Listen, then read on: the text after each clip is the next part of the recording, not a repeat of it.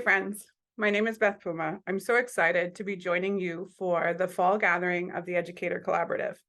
My pronouns are she and her, and I come to you from Tohono O'odham and Pascua Yaqui land, also known as Tucson, Arizona. We're going to be exploring the co-teaching adventure and sharing the vision for educational equity for our multilingual students. Let's get started, shall we? The essential question that we're going to explore is, how do we share a vision of equity between co-teachers that ensures multilingual students learn, grow, and thrive emotionally, academically, and linguistically? A little bit about me. I've been an educator for like 18 plus years, enough where I have to do some real math to remember. I've taught in K-12 settings around the world. Been a classroom teacher, a subject area middle school teacher, an MLL or EAL specialist, a curriculum coordinator, and instructional coach. If it's in a school, chances are I've had that role in some way. Currently, I'm working as an educational consultant. I started my career teaching in New York City, one of the most linguistically diverse places on the planet, particularly Brooklyn and Queens. This is a linguistic map of the different languages in New York City and where they are geographically. My students' languaging practices were very much informed by their cultural ways of being, their neighborhoods, and we're all in one school. Okay. I then moved out west to Tucson, Arizona, where educational policy, and particularly educational policy around language and language programs, are very much informed by the politics around immigration in the United States. So the systems were trying to create immigration policy in many ways. And my students, well, we all resisted. I then moved to Nansha, China, to an immersion school that had a strong emphasis on accessing funds of knowledge, as well as co-teaching and strategically designing for language acquisition. My students were 100% Mandarin speakers with different proficiencies of language, of the English language, and they started in 9th grade and were graduating with AP diplomas. So the system's approach very much was designed for kids to thrive.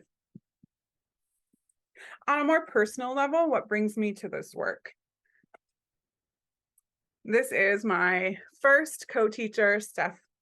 We had a really magical experience. She was the special education teacher. I was the humanities 6th, 7th grade general education teacher at the time. We had the beauty of getting to work together all day, but that's not what made it magical. What made it magical is we both had a deep commitment to student equity, agency, voice, project-based learning for all our students. That's what made it magical. I've been chasing that for sure. I've had some amazing co-teachers along the way. Steph went on to be the godparent of my kid. So that's how seriously I take co-teaching, okay? And a little bit back further in my family history, these are my great-grandparents. They immigrated from Italy. Because of immigration policies and social policy, disciplining policies around the turn of the 1900s, right? Like, I have lost access to my heritage language. Italian will always be a foreign language to me, right? And so what were the conditions in society and schools that led to this moment, right? So as someone who primarily speaks English in my home, right, it's important to understand my context and what I bring to the work, and I encourage you to do so. All right, a little bit of grounding to the space. We all have an official resume. What's on your unofficial resume? I am a very talented hairbrush singer that sometimes I can bring to the karaoke room. Sometimes I cannot, right? I say this because knowing our talents, passions, what makes us tick and excites us is something we bring to a co-teaching relationship. So, you know, my students always tease me about how much I am singing in the classroom, and that's okay. I deserve that teasing. So what's on your unofficial resume? Next question, where are you in your co-teaching adventure, right? And when I say your, it could very much be you personally, your school's policy, etc. So one, you still are serving your multilingual learners very much in a pull-out setting, or they're being pulled from your class. You're not even totally sure what's happening in that little room. To 10, you have a co-teacher, you have been doing different co-teaching models, you've been strategically planning, you could very much have this magical adventure, and anywhere in between. And that might change year to year, that might change perhaps co-teacher to co-teacher, right? So these is a fluid scale, just a point of reflection. Here's our learning target. We're going to explore ecological co-teaching frameworks and multilingual mindsets so that our systems and instruction cultivate equitable and dynamic multilingualism, right? That's where we want kids to thrive. All right, our agenda, we're going to explore ecological co-teaching and collaborative content and language integrated learning. A lot of big words. I'll break it down. We're going to talk about roles, responsibilities, and relationships. And then we're going to briefly talk about co-planning and its how integratable, that's a word, yeah, learning and language targets are to this process. All right, and so this idea I want to explore is shifting from support to ecosystems, right? Many times, MLL, EAL, ELD, ESL, depending what your district calls the role, I call myself an MLL specialist. The idea is we're there to support learning, but support is very vague and at times problematic. You see, I think the idea of support very much allows the profession to fall into a subtractive approach to bilingualism, right? Subtractive policies around language learning, you might hear things like this. They don't speak any English, right? It's a very deficit view. It's a medical model view. Fix them, and then they can do. Fix them, get them up to speed. They are 2 years behind in reading, okay?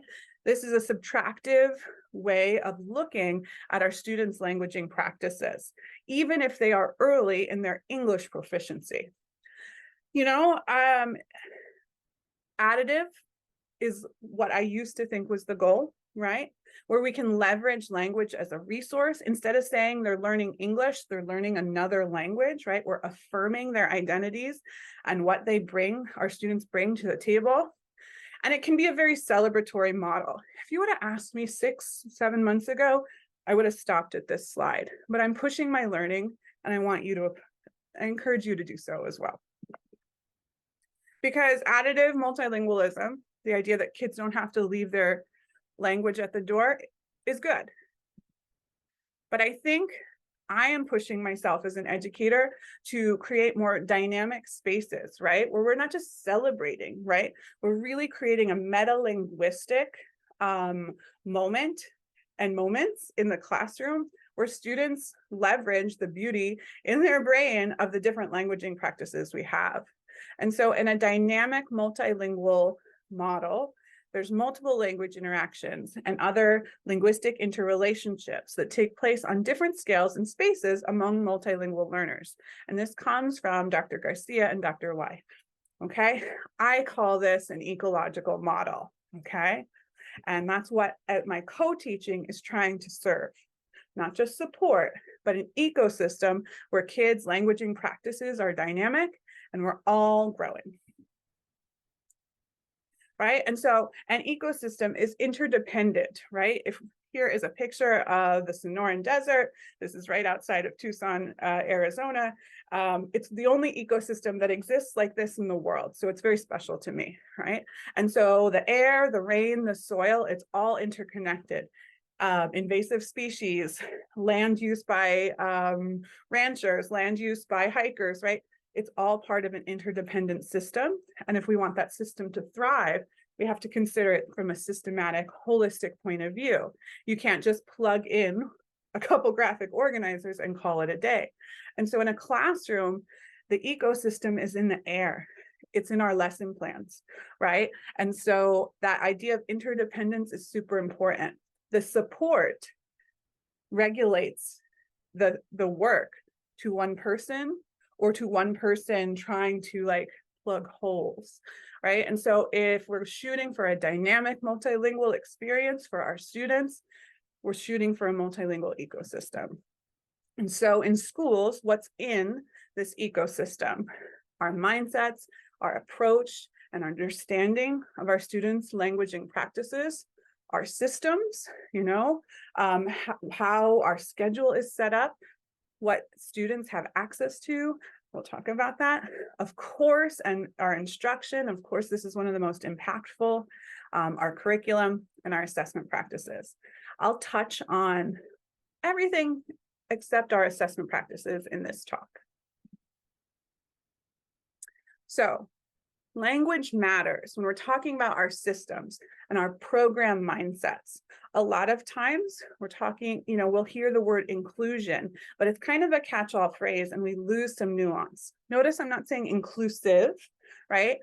In the broader sense, the verb, I'm talking about inclusion. Oh, we have an inclusion program and we wrap our multilingual learners in that. So here's a definition from Next Frontier Inclusion, some of the amazing work by the Powells. Take a moment to read.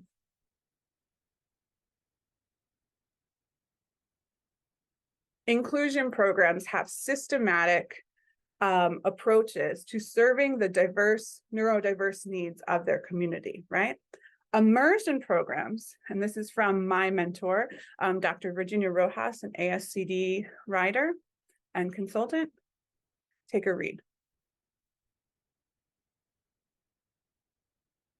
Immersion programs are strategically designed for students to gain proficiency while learning grade level content. Immersion is not just throw them in like a spring break in Mexico where you learn Spanish. No, immersion is a strategic design. And so to take that thinking a little bit further, immersion, when strategically designed, utilizes content and language integrated learning, or CLIL. And it's an educational approach that pulls the best practices from language acquisition and the best practices from content acquisition. I invite you to read this slide.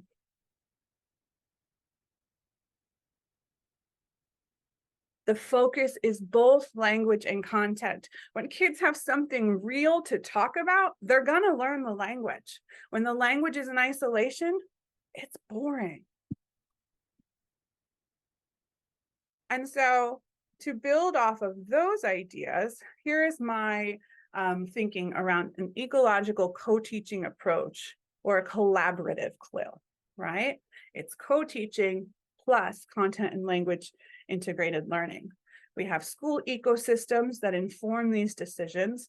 We have our mindsets as educators and how we think about our multilingual learners' languaging practices and disrupting our biases from a monolingual society.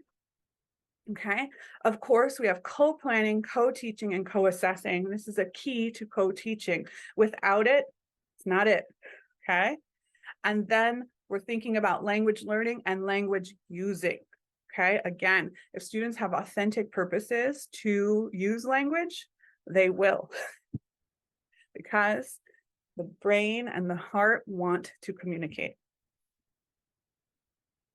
Okay, a few more considerations around how our language around programs matter, about student support teams and approaches. Oftentimes these words are used interchangeably, and you know what? That communicates our mindsets. So a lot of times there are programs where multilingual learners are served with an MTSS or an intervention model. This implies that being multilingual, there's something to intervene with. Now, this is problematic. And again, it takes the learning outside, the language learning outside of the rich context of strong grade level curriculum. Okay, I'm not saying intervention is totally inappropriate for multilingual learners, but in a true MTSS fashion, a multi-tiered support fashion, right? It's not the go-to, it's not the first thing. If we do need to have an intervention cycle, it is a short term with 1 or 2 targeted goals after documented evidence that our classroom co-teaching, we need to do something a little different. Okay. Learning support, special education, exceptional education, these are all different terms depending on your context. A lot of times we'll hear, special education and ELL students, excuse me, in one breath, right? But they are highly different and complex fields of specialty, right? Yes, there's overlaps in some of the strategies, but there are very different others that you learn, but by putting it in one breath, we are showing our biases. And so learning support or special education, it's supporting students with challenges and or disabilities, neurodivergence. There's going to be implementing a learning support plan or an IEP. And in a strong special education or learning support program, the roles and responsibilities are clearly defined. Depending your school context, speech and language support, the lines are a little bit blurry. Speech and language support is therapy for children with developmental and or language disorders, right? So sometimes we talk about language in the same way, but again, these fields are highly specialized. English as an additional language, or I'm increasingly using MLL, multilingual learner services, right? Facilitate academic language acquisition for multilingual speakers. It's a whole thing I could get into about academic language, but not today. All right. Now, those are programs, but a lot of times I hear administration, leadership, or even other practitioners call it pushing class support, right? So again, this idea of pushing class support is very medical, right? The shared responsibility between a general education teacher, classroom teacher, and an MLL specialist is very muddy, right? I'm supporting you or supporting the kids. It lends itself to the one teach, one drift co-teaching model, which is the least effective. And honestly, in the worst cases, it's pull out by another name, right? So it's the same setting of pull out in like the back closet, back room, but now you're at the back table in a classroom. So that's not a true co-teaching experience. Again, I'm shooting for a collaborative CLIL and ecological model. The purpose of co-teaching is clearly defined. There is a shared responsibility between general education teacher and MLL specialist. The roles and responsibilities are clearly defined. And language planning is as strategic and intentional as the rest of curriculum planning. Language matters. I love this tweet by Angela Goetz from Dr. Andrea Honigsfeld, who literally wrote the book on co-teaching for MLLs, wrote many books. Okay, so definitely check out her work. Okay. I had this fabulous first grade co-teacher, right? She moved on to another school and she was talking to a new colleague. This just like warms my heart that there is a difference. Take a moment to read.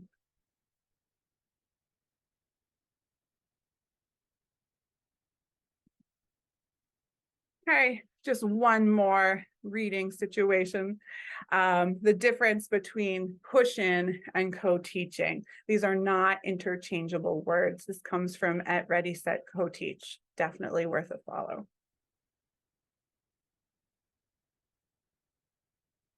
What I love is one of these first bullet points is that all students benefit from strategic co-teaching. All right, I did a lot of talking. Let's take a moment to chunk and chew, okay? This vocabulary strategy is concept circles, okay? Low prep, as you can see. Pick one of these and just check for understanding, right?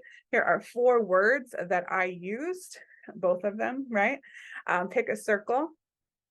How are these words related? Or in the second circle, which word doesn't belong? If you want to tweet out, this would be a great time to pause the video and try that.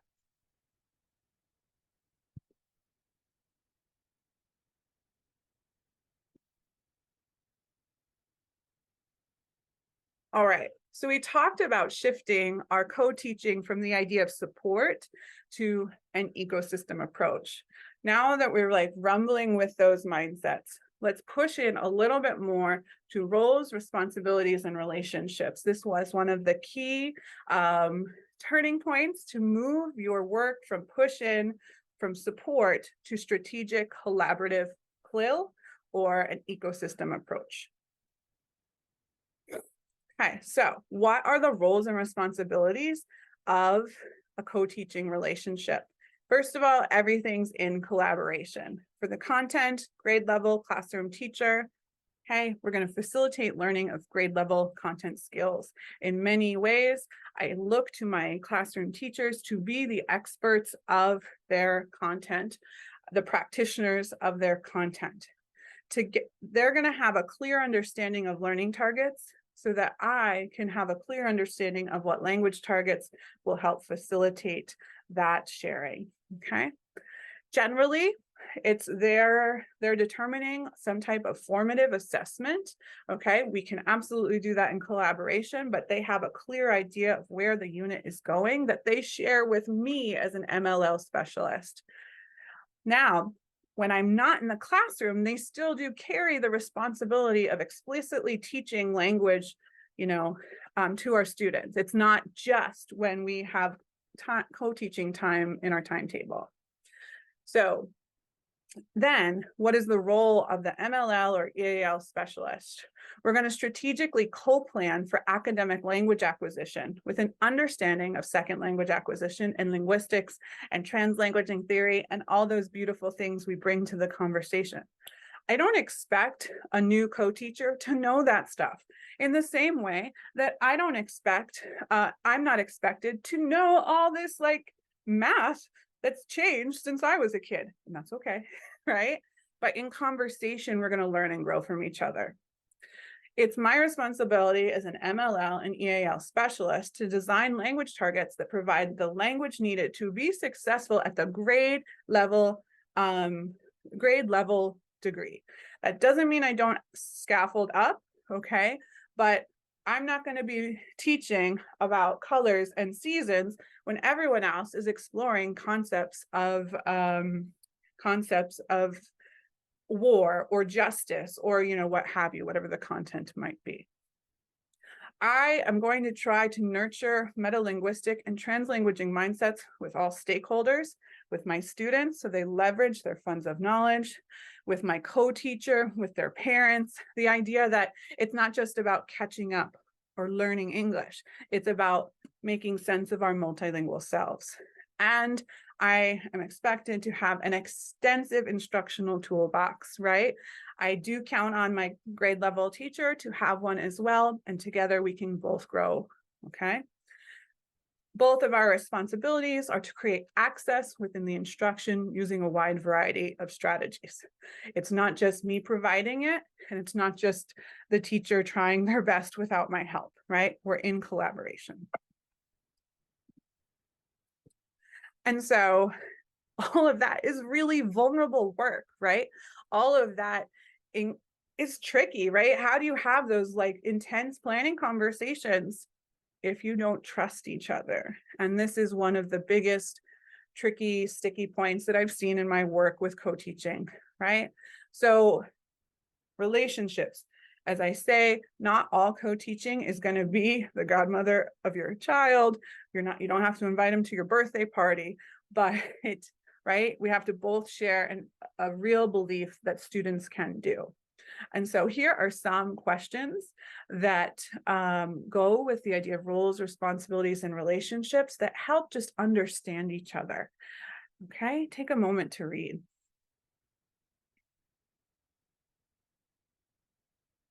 I often say that pick one of these questions before every co-planning to talk about. Yes, you'll learn this over time for sure, but let's be explicit and tend to the co-teaching relationship. So if we take 5 minutes of co-planning time to just share what stresses you out about teaching, we're going to feel a little more connected, a little more human, a little more whole.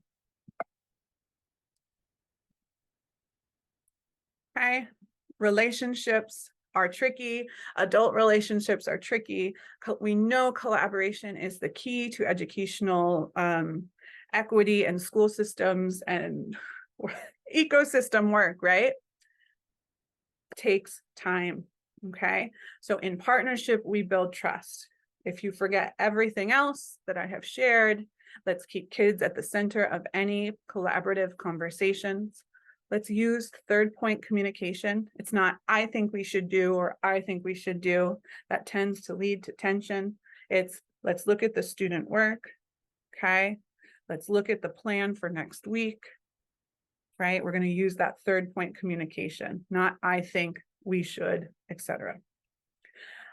Advocate, but don't pontificate. Maybe we've been a little self-righteous as a profession of educators, whether we are on the MLL side or perhaps, the content area side. Our job as MLL specialists is to advocate for our students, but don't shift into getting on your soapbox. I've made this mistake, right? Because then we get caught in what's the word? We can't talk, right? We can't talk and it breaks the relationship. So advocate with love, curiosity, but don't shift into the self-righteous place. Be open to trying new things. That's true, right? For me as an MLL specialist, when I was a classroom teacher, I definitely had the let's paint to explore the different identities in the text and ourselves, right? I definitely had that vibe. It doesn't always work with a, math teacher who has a very linear and sequential way of planning. It does with some, but not all, right? And so just be open to trying new things. And if you're showing that you're open, that will also be modeling for your co-teacher to try new strategies as well. Find the strategy that works for you. Again, I like a noisy classroom. I like a messy classroom. That doesn't work for all my co-teachers. That's okay. But I have jigsaw strategy in my back pocket that tends to work for some of those, right? Because it's getting kids talking, but it's not necessarily, the controlled chaos that I love. Right. And so different co-teachers are going to have a different vibe in their classroom, and that's okay. Right. But MLL teachers, we are flexible, right? We can move and grow. And that's why we have such a deep instructional toolbox, right? I got the ones for my hippie teachers, right? And I got the ones for my linear, sequential, not hippie teachers ready to go. Because why? If we keep kids at the center, that's how we grow. So when in doubt, when you are maybe at a tension point, maybe you don't know how to move forward, anchor conversations in student work. Lay out student work at a co-planning meeting and talk, okay? And talk. What do we see? What do we notice? What are they doing well? Where can they grow? Let's plan for that. Okay, so collaborative CLIL to drive change. Again, moving from that idea of support to ecosystem. This is co-teaching, co-planning, co-teaching, co-assessing, co-reflecting. Anything else is not. Anything else puts us in the support realm or the push-in realm, okay? Or the not serving realm. Now, I know we are all time poor.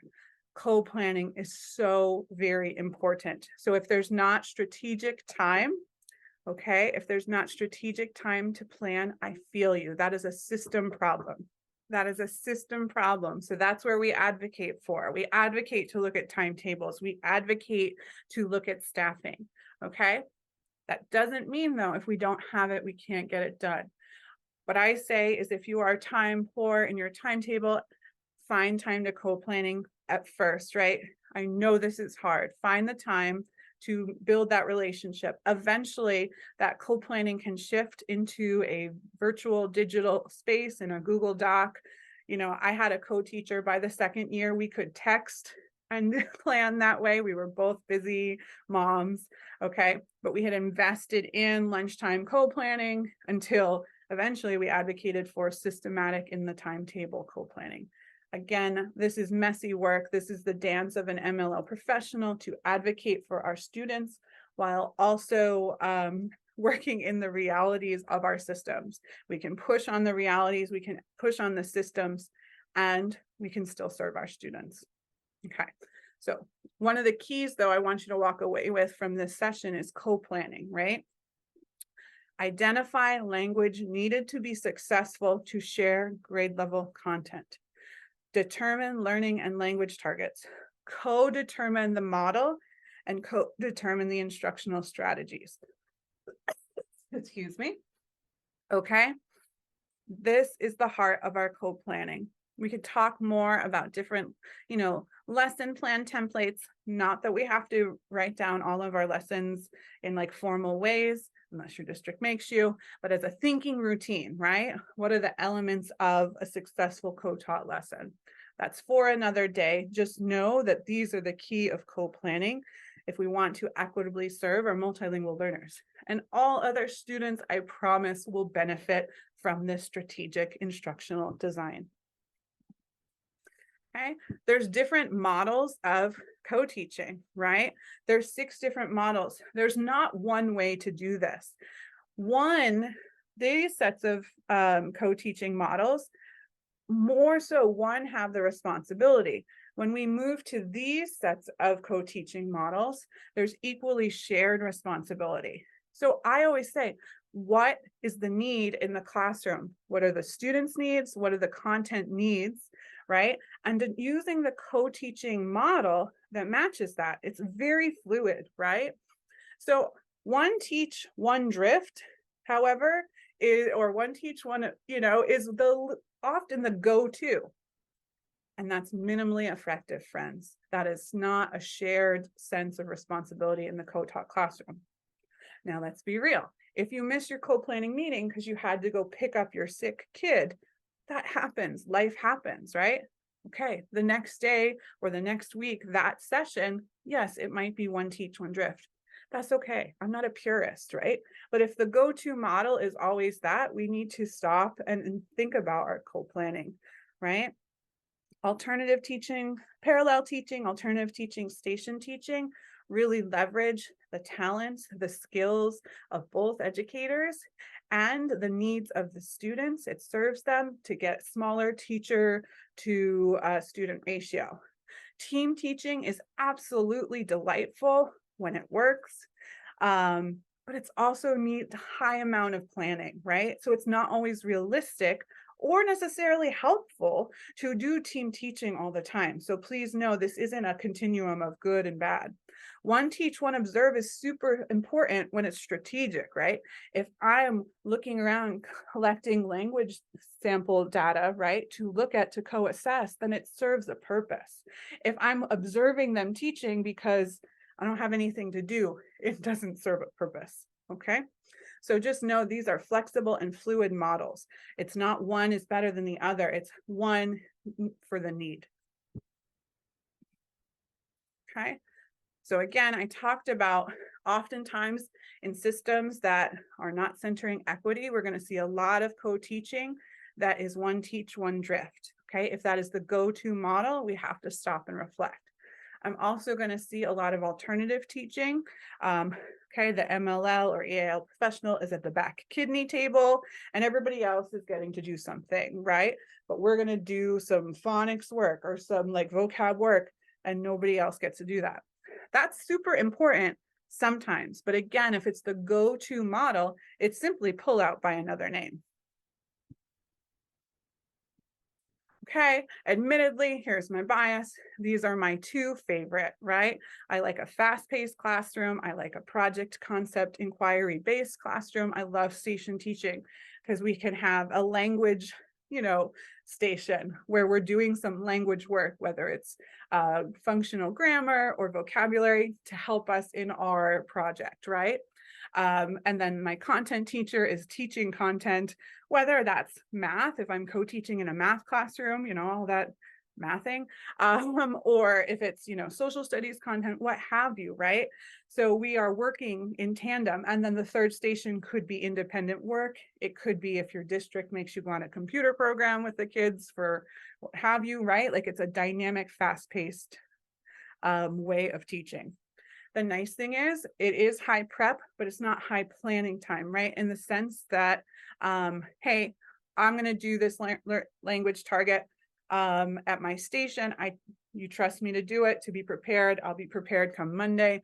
I trust you to do that, right? We don't have to figure all the details out, or that we would if it were a team teaching experience. I like parallel teaching because it's super equitable. I'm going to teach to my language target. My co-teacher is going to teach to their content target, and then we're going to flip, right? So everyone's getting access to both. And again, we are decreasing student ratios. Okay. Admittedly, these are my faves. And when I'm in a classroom where these are the regular ways, I know as an MLL professional, I know my skills are being utilized. I'm getting to know all students, and there's educational, and between co-teachers, we're feeling like we're doing something together. I do alternative teaching sometimes if it really is a case where some of my students need something different. Again, it's just not the go-to.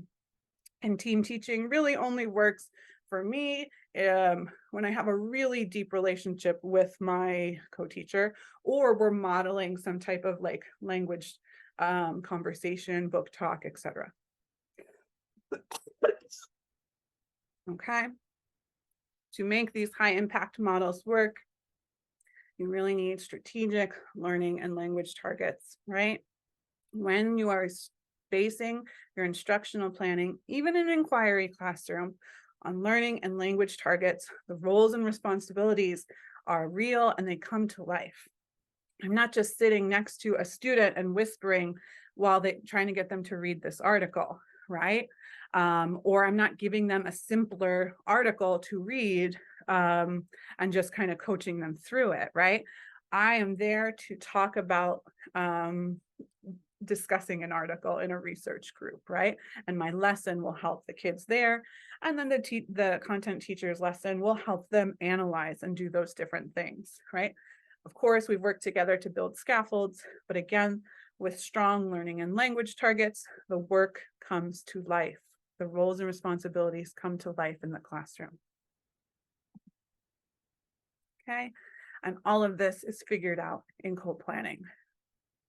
My friends, these are just a few of the books that have informed the ideas in this talk. Definitely all of these are masters, and I would encourage you to check them out. That was rapid fire. It was a very quick adventure. I could easily spend a week talking about this. This is one of my favorite topics, okay? Because it's a way to bring that multilingual ecosystem to life in the very day-to-day practices. But we're gonna stop there, all right? Let's review. I'd love if you tweeted out at me or dropped in the comments and tweeted out at the Ed Collab. What's squared away for you, okay? What are 3 important points? And what's still circulating? What are you chewing on? What are you wondering? Okay, this is a very simple, low prep formative assessment strategy just to get a sense of how your students are doing. So I'd love to hear from you. It was absolutely great getting to work with you over these last 45 minutes. Do not hesitate to get in touch. Let's talk again. Co-teaching adventures are my favorite, okay, conversations around co-planning. All right, be well.